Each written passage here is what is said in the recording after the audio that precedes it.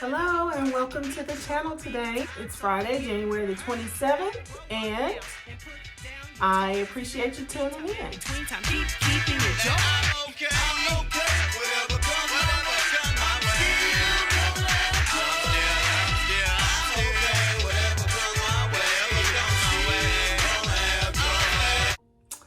Okay, so today, as you probably saw from the topic, or I don't know if I'm going to change my mind, but I think the topic is, let's see, how did I have it in my mind? Men, stop making love to women you don't love. Okay? All right, I think that is my topic. I like it. It came to me. I believe that that's what the topic should be. Yes, men, stop making love to women you don't love.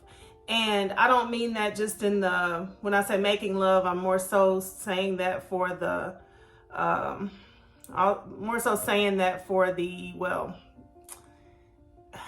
I don't know, YouTubeization of it all. Just trying not to say anything too, out of the way for YouTube. I don't know what's really allowed and not in that arena. So we're going to talk about it like that. All right. So I had this come to me. Today because I really want to speak to this topic, this conversation of single motherhood. And, somebody else can talk about single fatherhood. I don't really know anything about that. So I'm going to speak to the topic of single motherhood in this way. And I'm going to talk about it in a couple of different ways. The reference that I have isn't really about becoming a mother and being a single mother. The reference that I have is just a reference, pretty ancient reference of someone who, just wanted what they wanted. And they got it, by whatever means necessary. And, there's just far too much lack of taking responsibility for what we have control over today. And, so I really wanted to speak to this because, there are, I'm going to say there are, it's it's just like a crazy circle. It's almost like a game that's called Crazy Circle, because you have the women who are becoming single mothers, and of course you cannot do the job of parenting as efficiently and as effectively as you maybe could do it being married, because you're single. So you have children that aren't getting everything that they need in the way that they need it.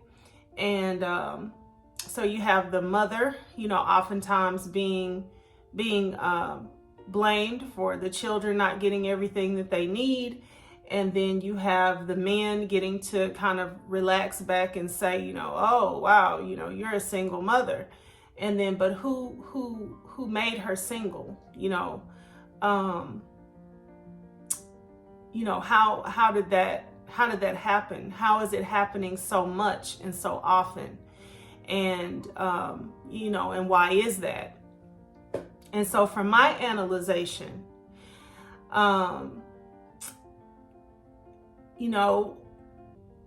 looking at it in the like I said, in the crazy circle, looking at it from the crazy circle, women cannot make ourselves pregnant unless we actually go to the sperm bank and get impregnated.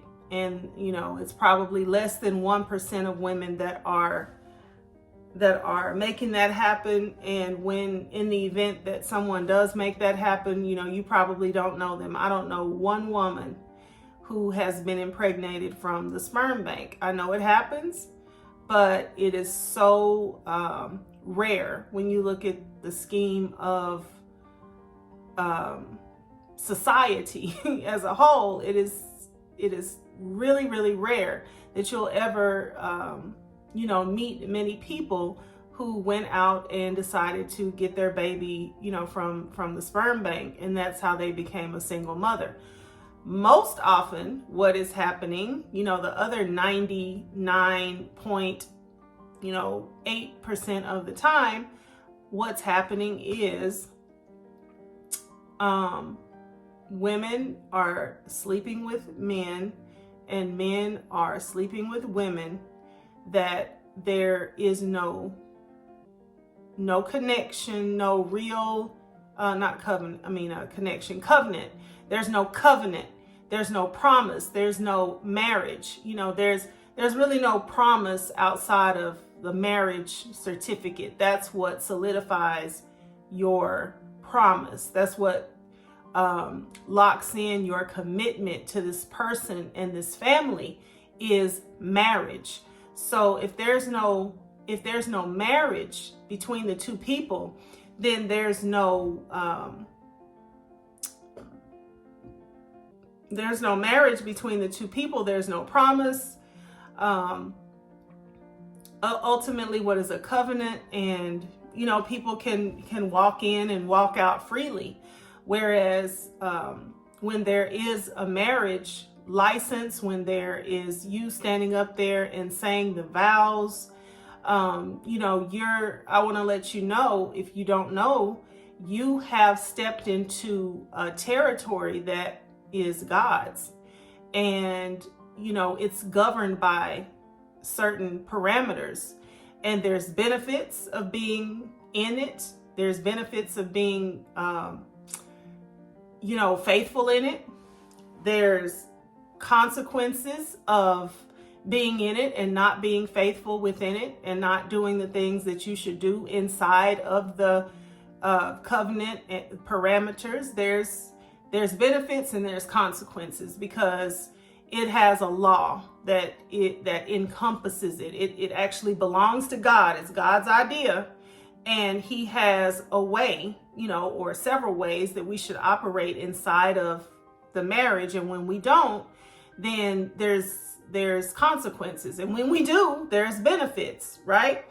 So back to people getting pregnant, this concept, this wild concept of women getting pregnant. Well, someone has to impregnate the woman, okay? And so today, now another day, I can talk about women, getting married in order to have sex. Now, I know that's going to, or let's go back with women getting married in order to sleep with a man. I know that's going to roll people back into the dark ages, in their minds. Okay, what are you doing? It's 2023. Why are you trying to, roll us back into the dark ages? Well, because of what I just said. You have your benefits inside of marriage, and that's provided that you both are doing marriage according to how God said it needs to be done. You have your benefits, and then you have your consequences when you both are not doing things according to how it's laid out it should be done. So that is the only thing that's going to partially, somewhat, give you some type of security, women, that you will not be doing the job of parenting the children that you may bring into the world because of this marriage and this, love-making relationship, right? That's the only thing that's going to give you some security that you will not be a single mother And it's not, of course, it's not going to give you full security because you could get divorced. Your spouse could pass away. Your spouse could become capable of actually being able to help you do the job of parenting for whatever reason, right? Disability, something like that. So it's not going to give you a full guarantee, but it's going to be much, much, much, much, much, much, much better than just going out and just creating, children in this process of you coming together with, whichever man and becoming impregnated and not having not having any security, any type of anything holding this person to the connectedness of you, so that you will actually be with the person raising the child, officially not a single parent. You'll be a married parent, two married parents raising the children together. That's the only way that you quite possibly get any assurance that you're going to be not single, right? So that's why we have to roll it back to the dark ages, because in the new ages, it is this is how so many unwed mothers, single mothers, fatherless children are coming about. Okay. And then, so with the men, now this is something that I've noticed, ever since I could notice things. I noticed that, which brings me back to my topic. So I noticed that when men make love to women that they don't love, they are far less likely to marry and take care of these children, or the children from it, or any combination. So you make love to a woman that you don't love, you're probably 100% not likely to marry her. You make love to a woman you don't love, and that number probably comes down to about, I don't know, just in my guesstimation, like 75%, maybe a little bit better than 50-50, likely, makes you likely to actually take care of the child that's coming from a woman you don't love. And I'm being generous, because from what I've seen, honestly, in my lifetime, when I look around and do my peer research, I see that men don't really take care of children of women that they don't love. They just don't do it. And I have seen it happen that they do. I have seen it happen. But more often, that they don't really get taken care of. And if they have to take care of them financially because of the, financial responsibility that has been placed on them, that they, desperately wish that they would, discontinue the child care system that forces them to take care of the children that they create. I just don't know that it would happen a lot. I do have a message that's more so geared to women.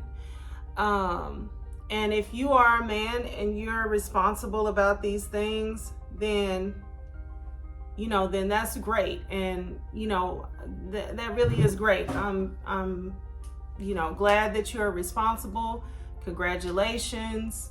You're doing a great job. Fantastic. Keep up the good work, because when you impregnate women that you don't love, so this is a whole, 2-3 step thing. You gotta, first of all, don't sleep with women that you don't love.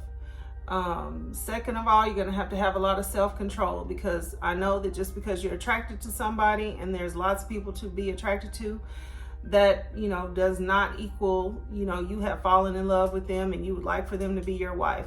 Doesn't equal that at all. I get that. Next thing, do you have the self-discipline to use protective measures so that if you do slip, you don't just completely, there's nothing to save you. What protective measures are you putting in place so that you don't impregnate women? Because the bottom line is, we need you guys to make us pregnant. And if you are out here impregnating people that you don't love, that means that you're part of the responsibility. Forget about her, because she's just sitting over there, whatever she's doing. She might be enticing you, but she can't have the baby without you, okay? She needs some man somewhere to bypass all this stuff, not paying, not, just totally throwing caution to the wind, right? You got to bypass all these things to get someone pregnant. She cannot just get pregnant by herself. And we already went over her going to the sperm bank, right? We went over that. We decided we don't even know anybody who's doing that. So she's not getting it that way. And we know every man can't be responsible for every other man. I get that. But you can be responsible for yourself. Because I'm telling you, it is not cool. It's nothing nice. That's not cool at all. Like you can't excuse your part of the responsibility. And let me tell you something. Your body is gonna give out one day, and you're gonna be held responsible. You're gonna be you. You might not be in the presence that you know yourself to be in now. You might be in some different type of reality, but you're gonna be you, and you're going to answer for these people that you impregnated, and these children that you didn't pay no attention to, and these single mothers and you didn't care for or take care of, and these single mothers that you created. And when I say take care of, I mean holistically. I mean take care of them in a holistic way, not just send money, but be there, okay? And you can't be there if you don't live there. You might come over, you might get your day, your weekend, you might get your summer, whatever you might get, but you cannot fully be there for your child every day, every time they're going through something. That they might like the way that you hug them, in the morning. Can't nobody hug me like my daddy, can't nobody put that little smile and that twinkle in his eye like my daddy, but you're not there 7 days a week, so you can't put that smile on their face. They can't see that twinkle that they make your eye have. They can't see that because you're not there. So you are not taking care of them. You're not taking care of them in a holistic way, okay? If you are not there, you're not protecting them. Do you know all the things that can happen? You know how fast, things can happen to a kid? Let me tell you a story. One time I went down the street to visit a friend of mine, and they were all Hispanic. Everybody was, well, of course, she was Hispanic, her household was Hispanic, and she had older, siblings. So I went, knocked on the door and asked, is she home? And so a lot of the people in her house only spoke Spanish. So her brother, I still remember his name and everything. He motioned to me to come in. He held the screen door open for me. He motioned to me to come in. And I came on in, because I thought, okay, she's in here somewhere. So I was like, I'm filling in the blanks for him. I'm just a little kid, but I'm like, what's going on? I don't see her. Like, is she outside? Is she, in the backyard? And so he just was motioning for me to come in. And don't you know, this big grown adult brother of hers went and sat down at it was like a desk type thing somewhere in their living room. He went and sat down at this desk, and he took my hand and pulled me to him, right? And he's trying to sit me on him, but it didn't get that far, because when he he sat down and then he reached out to grab my hand, And then he, like he was gonna pull me into him. And I don't know how far I just like saw it coming, and I just jerked away and hit that screen door as hard as I can, running out of that house. We used to have like 4 or 5 steps, walking up to the porch to come into the front door. I think I missed all those steps. I just full stride, ran out that door. I leaped down those steps. I ran to my house. I was breathing hard. I was probably crying and, panicking and everything. And and my mother was like, "What's wrong? What's wrong?" I guess she thought somebody was chasing me. And I told her what happened. And I never went back to those people's house again to visit. I think I might have still played with the little girl, but my mother told her mother what happened.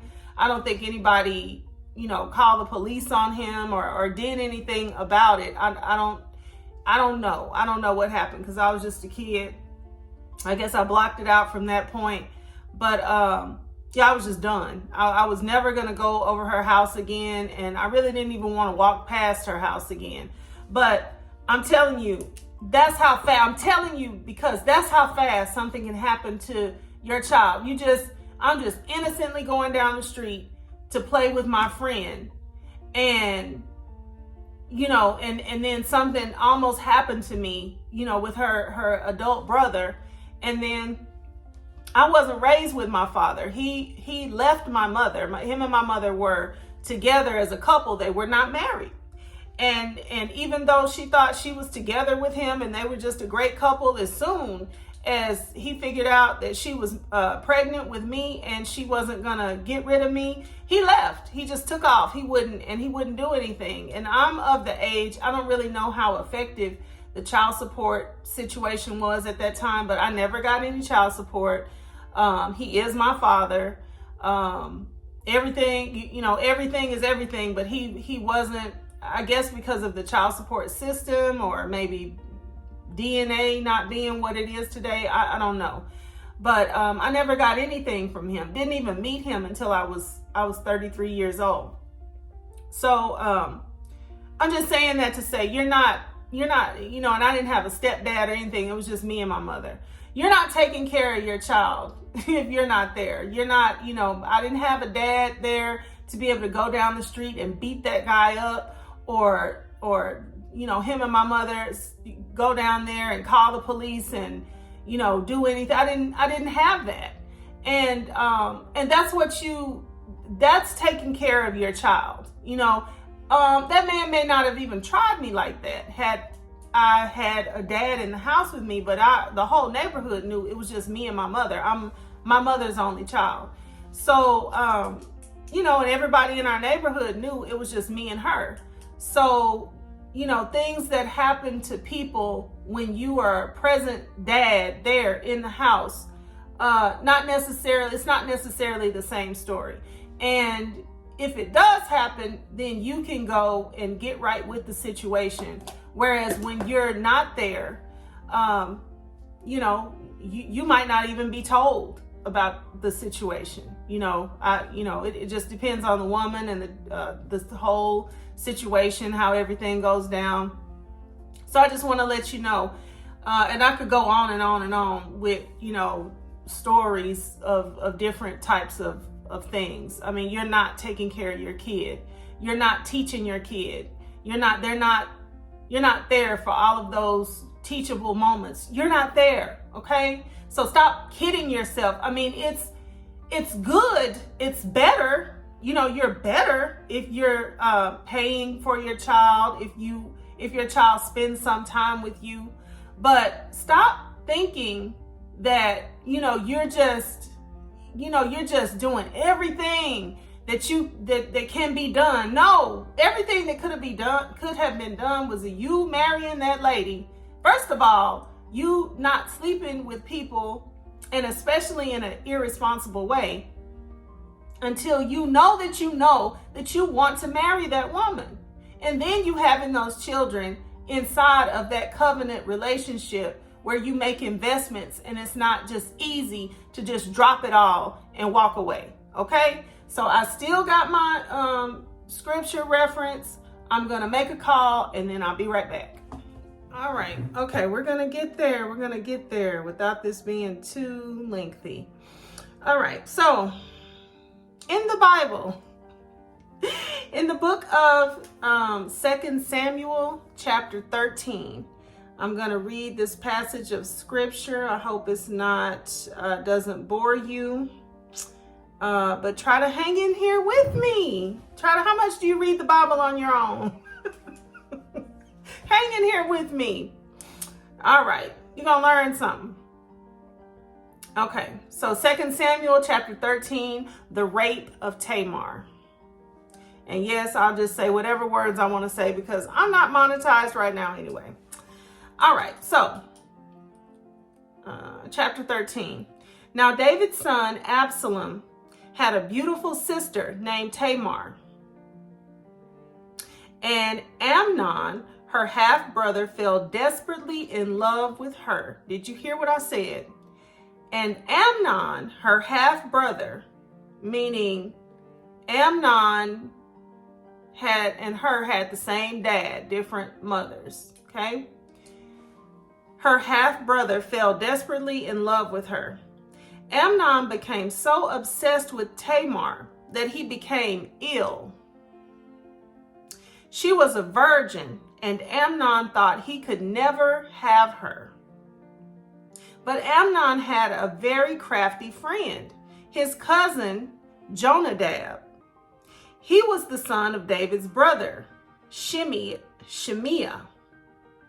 One day, Jonadab said to Amnon, "What's the trouble? Why should the son of a king look so dejected morning after morning?" So Amnon told him, "I'm in love with Tamar, my brother Absalom's sister." Now, look at what he did. The Bible said Amnon is her half-brother. He said Tamar is my brother Absalom's sister. No, she's your sister too, but he's separating himself. He's creating distance because this thing that he's thinking is wicked, and he's already I'm psychoanalyzing him without a degree in it or anything, but I'm looking at what he did. It's his sister. They are a sister. They're related. They're sister and brother by their father only, but that's his real sister. Okay, throw half out. That's your real sister. You have the same father, but he's creating the distance here by saying, "Oh, it's my brother's sister." Really, sir? Okay.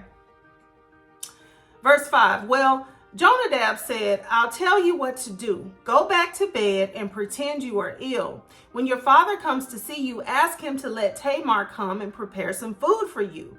Tell him you'll feel better if she prepares it as you watch and feed you with her own hands." Verse 6. So Amnon lay down and pretended to be sick. And when the king came to see him, Amnon asked, "Please let my sister Tamar come and cook my favorite dish as I watch. Then I can eat it from her own hands." So David agreed and sent Tamar to Amnon's house to prepare some food for him. So this is obviously before somebody realized about germs, right? Because I'm not giving you no food from my hand to your mouth and you're sick and all I got to do is rub my eye or something and I'm going to be sick too. Verse 8. When Tamar arrived at Amnon's house, she went to the place where he was lying down so he could watch her mix some dough. Then she baked his favorite dish for him. When she set the serving tray before him, he refused to eat it. "Everyone get out of here," Amnon told his servants. So they all left. Verse 10.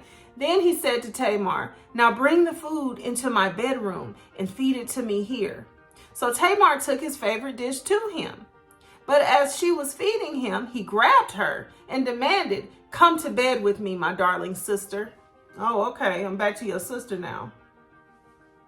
"No, my brother," verse 12. No, my brother, she cried. Don't be foolish. Don't do this to me. Such wicked things aren't done in Israel. Where could I go in my shame? And you would be called one of the greatest fools in Israel. Please just speak to the king about it, and he will let you marry me. Oh, baby. She trying to just get out of it and say, even though you're my brother, I'll just, marry you, and then you can have me, legitimately. But I think that she was probably just trying to get out of it, trying to like talk her way out of it. So verse 14, but Amnon wouldn't listen to her. And since he was stronger than she was, he raped her.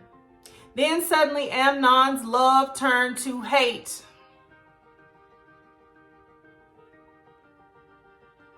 And he hated her even more than he had loved her. Get out of here, he snarled at her.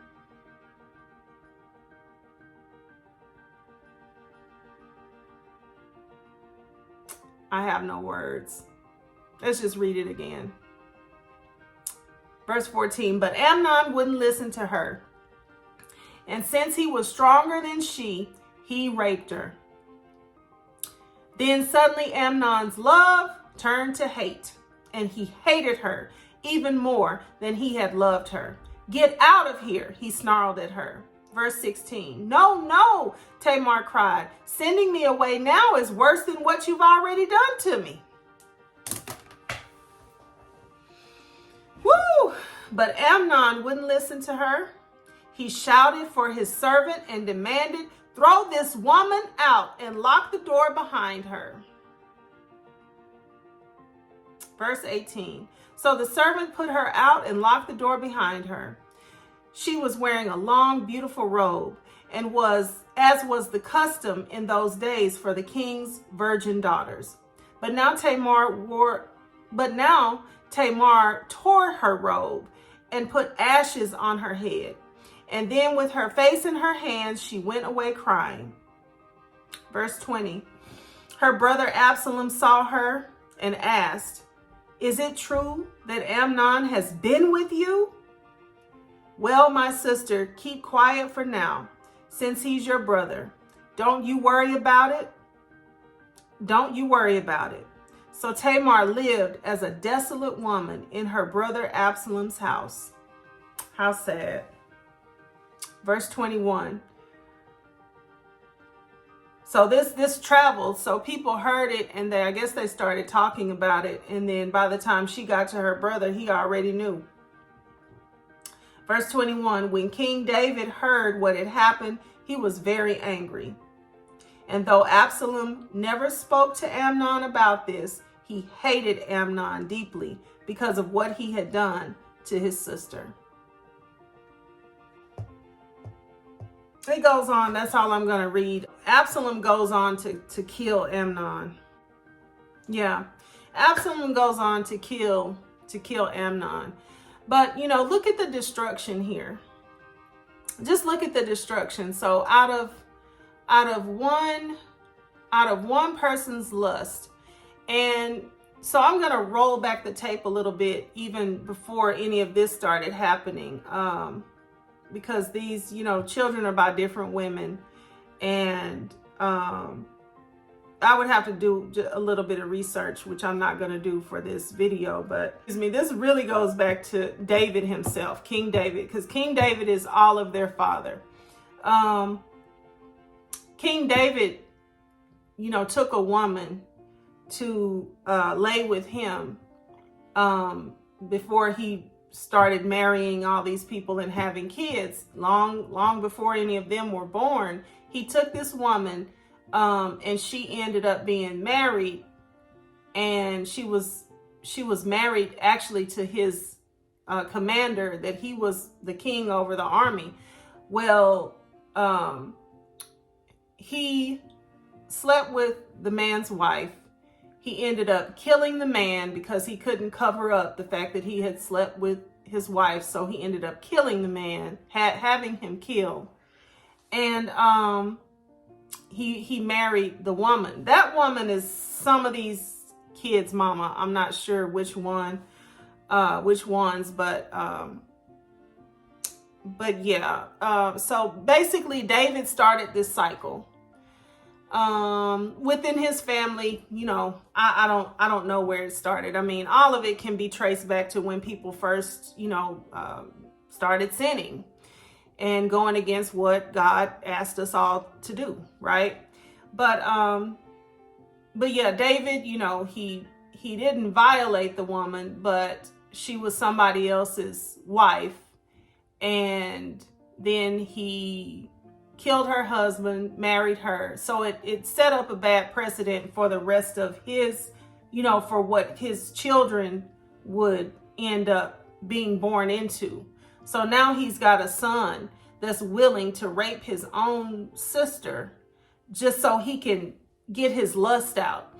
So he's thinking, in his mind, I love her, I love her, I love her so much. But you don't love somebody that you will trick and manipulate, violate, and throw away. Come on, somebody. You don't love somebody that you trick, manipulate, violate, and throw away. You don't love them, and you never did. He wasn't willing at all to do this in the proper way at all. Because I don't know, during the times, maybe his father would have just gave him to her as his wife. Maybe so. He didn't want to do it the correct way at all. And, maybe not. He probably just knew, like, this is foul, inside of himself. He knew it was foul. And whatever the case was, he let that lust and he let that demonic way of doing things all out of order, all just ugly and out of order. He just let that lead him off of a cliff. And then this woman, she obviously never did get married. She wasn't able to get married. People found out about it because she said, hey, don't just throw me out. That's worse than what you've already done. Maybe she was thinking, okay, we can keep it quiet a little bit. I can try to keep some of my honor. But he wouldn't even keep it quiet for her so that she could keep some of her honor. Okay? And then, and then he just ends up just tossing the whole thing like, oh, well, and then it brings down a whole line, a whole lineage of just continuing this cycle of death and destruction and ugliness within the family, because now his brother has it in for him for a while before he had a chance to actually, put him in a position to get him killed. His brother killed him, and he premeditatedly, he knew he was going to kill him. And then he set him up. So, it just created this one guy that couldn't handle his lust, that couldn't get control of it. And it trickled down. At first it was David, he was out of order for doing what he did. Then he killed the woman's husband, and then it just kept going down into his family line. So I just want to say, like I said, I'm talking to a specific group and situation right here. Get a hold of yourself, like stop being with these people that you do not love. And let me tell you, if you love somebody, then you want to do right by them. You want to do best by them. You want to do what's best for them as well as you. Okay, you don't love somebody that you don't want to do best for them. He showed he didn't love this girl because he wasn't even willing to do what was best for her. He just wanted what he wanted. There was no love there. Stop lying to yourself. Stop lying to everybody else. Stop getting on all of the whole world, just proving that you are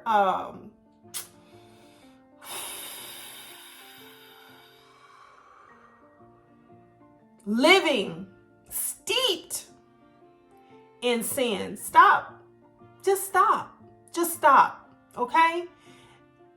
Get in this thing. You know, you might not have an actual Bible, but you got a Holy Bible app. I think I didn't put it on my phone. I think it came on my phone. And if you can't, if you don't have the app on your phone, you can always just load it onto your phone. It's free. You don't have to pay for it. And you can get in this thing. If you don't know what to do, if you don't have any good sense of direction, nobody ever taught you, okay? Get you a Bible, or if you can't get a Bible physically, get the app, Holy Bible app. Read what's in here. Learn good from bad. Learn right from wrong. We all have somewhat of a moral compass. But if you don't, read about it. Okay, I will talk to y'all later. But the Holy Spirit said, don't play the devil's game. I can get you out this mess if you follow my lead. Don't be too proud to take some wisdom from the parakeet. Listen to me and say exactly what I said. Don't listen to the world, cause the world is walking dead. Thank me and talk to me. I wanna be your first choice, and no matter how it looks, I wanna see you rejoice. I'm okay, whatever comes my way.